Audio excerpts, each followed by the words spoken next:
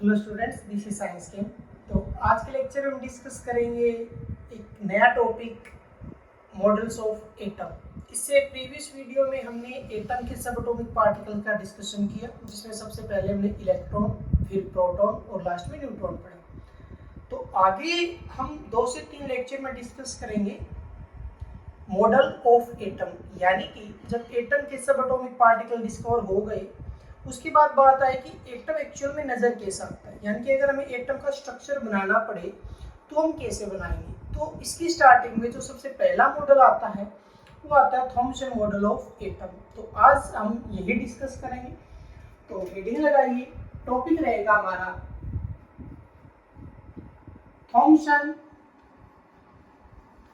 Model of atom. ये topic है हमारा, ठीक है। तो ये जो मॉडल है ये जे थॉमसन ने दिया था और ये मॉडल दिया गया था अराउंड 1904, ठीक है। तो लिखना शुरू करते हैं। Given by J Thomson in 1904। Clear. ये डेट अलग अलग देखने को मिल सकती है, किसी में पब्लिश डेट दिया होता है, किसी में अप्रूवल डेट दिया होता है, ठीक है। अब इस मॉडल में क्या एक्सप्लेन किया गया था कि जब तक एटम के स्ट्रक्चर के बारे में कुछ भी डिफाइन नहीं था, तो सबसे पहले ये बोला गया कि एटम जो है वो एक पॉजिटिव चार्ज स्फीयर है। एटम को क्या बोला गया? एक स्फीयर बोला गया। यानी कि अगर एक सर्कल की बात की जाए तो सर्कल एक 2D प्लेन में होता है, यानी कि हम उसको एक पेपर पर बना सकते हैं। लेकिन स्फीयर क्या होता है? स्फीयर एक 3D स्ट्रक्चर होता है, एक्स वाई जेड 3 प्लेन में होता है वो। तो उसको एक पॉजिटिव स्फीयर बोला गया। Clear.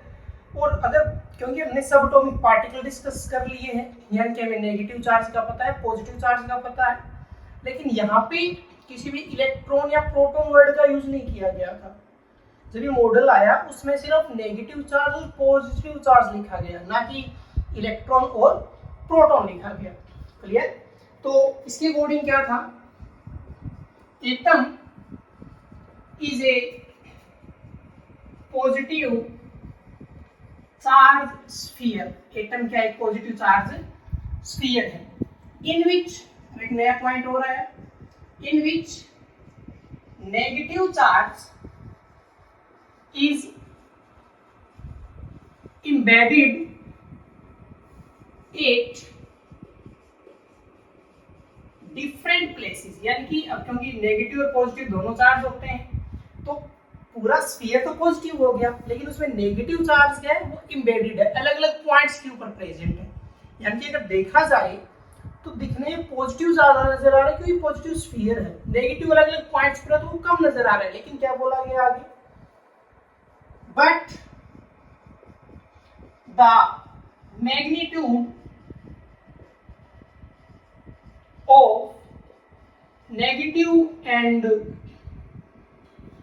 positive charge is equal. Negative और पॉजिटिव का जो मैग्नीट्यूड है वो क्या है? इक्वल है। क्यों? मतलब क्या कि अगर हम बनाएं, जैसे कि अब एक्चुअल में ये स्फीयर है, क्योंकि अगर हम 2D पे ड्रॉ कर रहे हैं तो ये हमें एक सर्कल नजर आ रहा है, लेकिन हम क्या मान के चलेंगे? ये क्या है? एक स्फीयर है, ठीक है। तो पॉजिटिव स्फीयर बोला था थॉमसन ने एटम को। पॉजिटिव स्फीयर मतलब पूरा का पूरा जो स्पेस ऑक्यूपाई किया गया है वो किसके द्वारा किया गया? पॉजिटिव। पॉजिटिव ने पूरा स्पेस है वो ऑक्यूपाई कर रखा है। क्लियर। और जो नेगेटिव चार्ज है वो क्या है? अलग अलग पॉइंट्स के ऊपर प्रेजेंट है। फॉर एग्जांपल यहाँ हो गया, अभी नेगेटिव चार्ज है वो अलग अलग पॉइंट्स के ऊपर प्रेजेंट है। तो अगर सामने से देखा जाए तो नेगेटिव कम नजर आ रहा है, लेकिन थॉमसन ने ये साफ साफ बोला कि इनका दोनों का जो मैग्नीट्यूड है वो क्या है? इक्वल है। यानी कि पॉजिटिव इक्वल टू क्या है? नेगेटिव है। जितना पॉजिटिव है उतना ही नेगेटिव है। इस बात का मतलब क्या हुआ कि इनका रिजल्टेंट तो क्या आ जाएगा? 0 आ जाएगा। मैग्नीट्यूड इक्वल है, एटम के ऊपर कोई चार्ज नहीं होगा।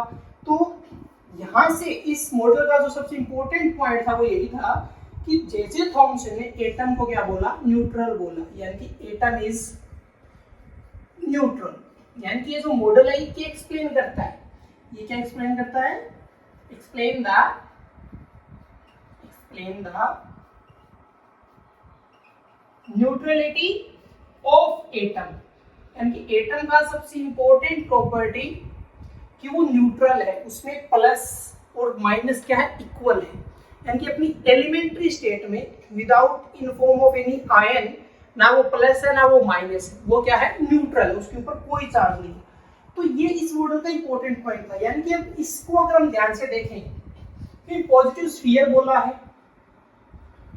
और नेगेटिव उसके अंदर प्रेजेंट है, तो अगर हम यहाँ से इंपॉर्टेंट पॉइंट निकाले जो हमारे लिए आगे यूजफुल होगा, तो इंपॉर्टेंट पॉइंट क्या हो जाएगा कि नो वेकेंट स्पेस, क्या हो जाएगा, नो वेकेंट स्पेस। ये पूरा ही पॉजिटिव स्फीयर है, पूरा का पूरा वो डेंस है पॉजिटिव से, जिसके अंदर नेगेटिव प्रेजेंट है, तो कोई भी वेकेंट स्पेस नहीं है, ये थ्योरी से अनुमान लगाया जा सकता है। क्लियर? अब ये इंपॉर्टेंट प्रॉपर्टी एक्सप्लेन हो गई न्यूट्रलिटी। उसके बाद इस मॉडल को किया गया कंपेयर, मॉडल को कंपेयर किया गया, पहले नोट कर लीजिए, ठीक है, पहले नोट कीजिए, आगे बढ़ते हैं। ओके, ध्यान से समझ लीजिए कि ये पॉजिटिव स्फीयर है, पूरा का पूरा डेंस है, जिसके अंदर नेगेटिव प्रेजेंट है, तो कोई भी इसके अंदर वेकेंट स्पेस नहीं है, कोई भी खाली जगह है ही नहीं। ओके, ये पॉइंट आगे यूज होगा, इसीलिए मैं इस पे बार बार जोर दे रहा हूँ कि थॉमसन के अकॉर्डिंग यहाँ पे कोई भी फ्री स्पेस नहीं है, ये पूरा का पूरा पॉजिटिव है। तो न्यूट्रलिटी एक्सप्लेन हो गया इस मॉडल से, और उसके बाद अगर देखा जाए तो इसको किया गया कंपेयर। कंपेयर किसके साथ किया गया,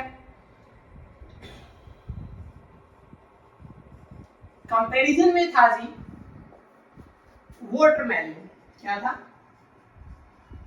वाटरमेलन इसके कंपैरिजन में था, ठीक है। यानी कि वाटरमेलन जो होता है, जो तरबूज होता है, उसमें हम देखते हैं कि एक तो रेड पार्ट होता है और एक होते हैं उसके अंदर ब्लैक सीड, क्या होते हैं, ब्लैक सीड।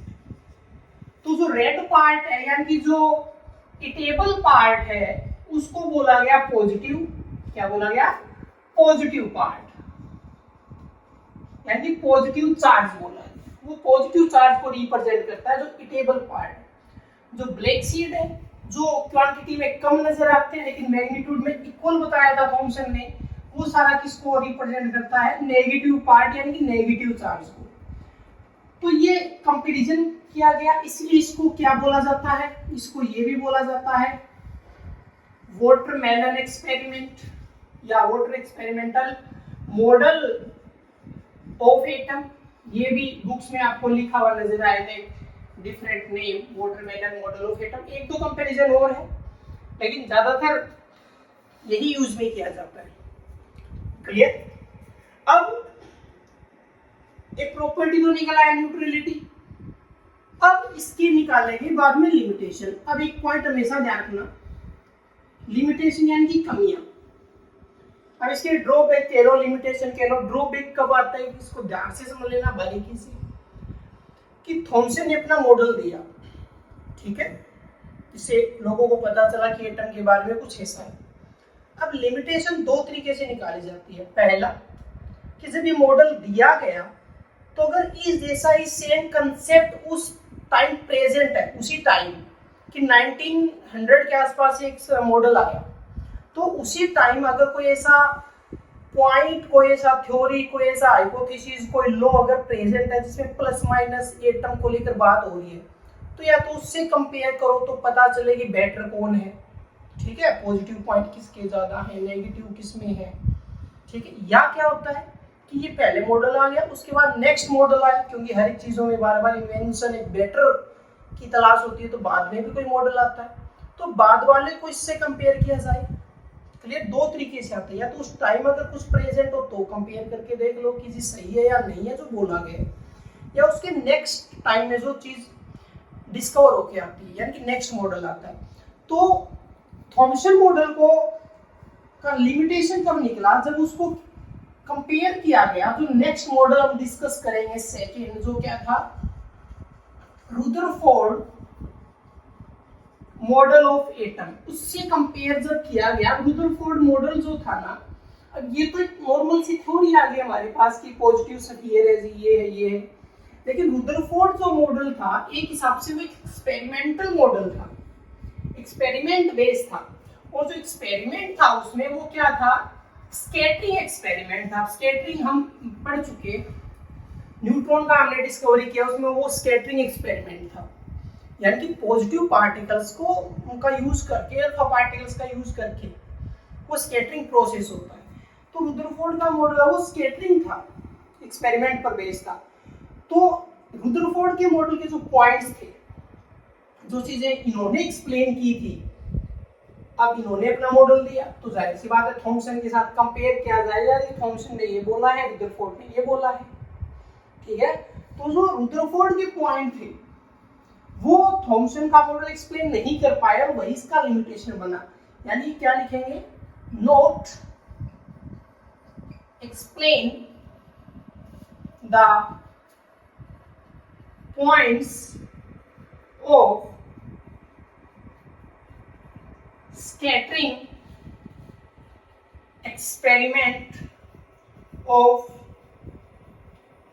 Rutherford model. अब रुदरफोर्ड मॉडल क्या था, क्या स्कैटरिंग था, कौन से पॉइंट थे, वो तभी समझ में आएगा जब हम इसको पढ़ेंगे। फिलहाल के लिए छोटा सा हिंट आपके लिए क्या है कि रुदरफोर्ड का मॉडल एक्सपेरिमेंटल बेस्ड था, वो स्कैटरिंग एक्सपेरिमेंट था, एक्चुअली एक्सपेरिमेंटल था पूरा का पूरा। तो जब इस एक्सपेरिमेंटल के पॉइंट को थॉमसन के साथ कंपेयर किया गया तो दोनों आपस में चीजें कोई रिलेट नहीं हो रही है और ये लिमिटेशन बना दिया गया। क्लियर है, पहले नोट कीजिए, ठीक है। तो अब नेक्स्ट में ये डिस्कस करने वाले कि रुदरफोर्ड का मॉडल क्या था और उसमें से कौन से पॉइंट थे जो थॉमसन के मॉडल के ऊपर अप्लाई नहीं हो रहे थे। तो मिलते हैं नेक्स्ट वीडियो।